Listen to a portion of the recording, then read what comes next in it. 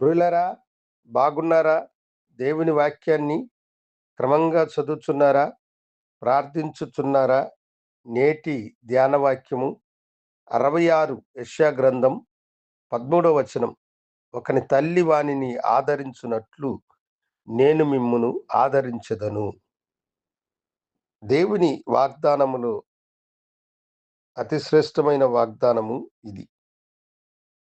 ఒకని తల్లి వానిని ఆదరించునట్లు నేను మిమ్మును ఆదరించెదను అని అన్నాడు. తల్లి ప్రేమ ఎంతో ఉన్నతమైనది. తన బిడ్డలు ఎన్ని తప్పిదములను చేసినా తల్లి వారిని ఆదరించి వారిని కాపాడాలి అని అనుకుంటుంది. ఒకానొక విధవరాలికి ఒకే ఒక కుమారుడు ఉండేవాడు. వాణ్ణి ఆమె ఎంతో అల్లారు ముద్దుగా పెంచినది. అయితే స్నేహితుల యొక్క సహవాసము వలన వాడు చెడిపోయి అల్లరి పనులు చేస్తూ ఉండగా వాని తల్లి వానిని శిక్షించింది. తల్లి తనను కొట్టిందన్న కోపంతో వాడు ఇల్లు విడిచి పారిపోయినాడు. రోజులు వేగంగా పోయాయి. తన బిడ్డ ఏనాటికైనా తిరిగి వస్తాడని ఆ తల్లి వాని కొరకు ఎదురు చూస్తూ ఉన్నది. అయితే పక్క ఊరి రాజు దగ్గర నుండి ఆమెకొక సందేశం వచ్చింది. ఆ సందేశంలో ఉన్న సారాంశం ఏమిటంటే, మీ కుమారుడు నరహంతకుడు కనుక వాని పాపమును బట్టి వానికి మరణశిక్ష విధింపబడ్డది. వాని చివరి కోరిక మిమ్మలను చూడాలని అనుకుంటున్నాడు గనుక మీరు త్వరలో వచ్చితే మీ కుమారుణ్ణి చూడవచ్చు అని ఆ ఊరి రాజు ఆమెకు సందేశమును పంపాడు. ఆమె తన గుండెలు బాదుకుంటూ ఆ ఊరికి ప్రయాణమైపోయినది. ఉరిశిక్ష దినమది. అప్పుడు ఆమె రాజు దగ్గరకు వెళ్ళి, రాజా, నా బిడ్డ తెలుసో తెలియకో ఆ తప్పిదము చేసుంటాడు. వాణ్ణి క్షమించి ప్రాణభిక్ష పెట్టండి అని వేడుకున్నది. అయితే రాజు, వాడు దొంగతనం చేస్తూ దాన్ని అడ్డుకోవడానికి వచ్చిన వాడిని ప్రాణము తీశాడు గనుక అలాంటి నరహంతకుడికి మరణశిక్షే ఖాయము, దానిని మార్చలేమమ్మా అని చెప్పాడు. అయితే ఆ ఊరిలో ఒక నిబంధన ఉందని ఆయన చెప్పాడు.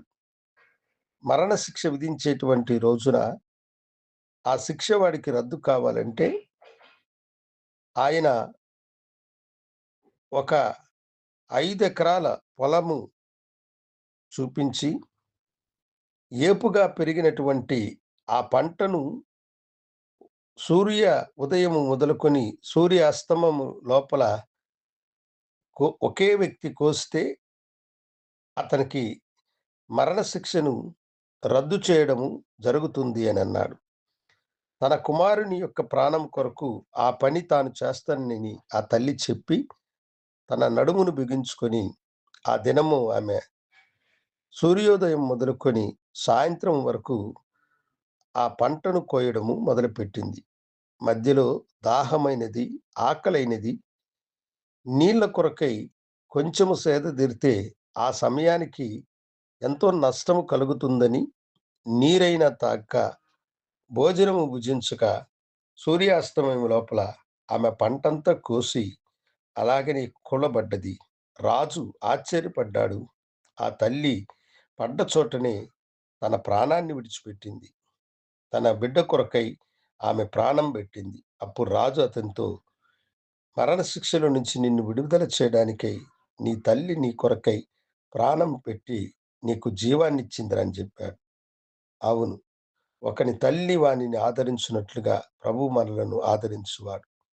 మనము చేసినటువంటి పాపమునకు ఘోరమైనటువంటి కార్యముల కొరకై యేసు ఆ యొక్క శిక్షను తన మీద వేసుకొని మన కొరకై శిలువ మరణమును పొంది జీవమునిచ్చిన దేవుడు.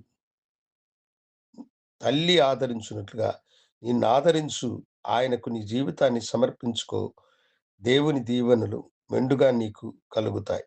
ప్రార్థించుకుందాం. కనుడా, తల్లి వానిని ఆదరించినట్టుగా నేను మిమ్మను ఆదరించుచున్నానన్న మాట నీ బిడ్డల పట్ల నెరవేర్చి వారిని ఆశీర్వదించుమని యేసు నామమున అడిగి వేడుకొంచున్నాము తండ్రి. ఆమేన్. శుభోదయం. ప్రభు మిమ్మల్ని దీవించును గాక.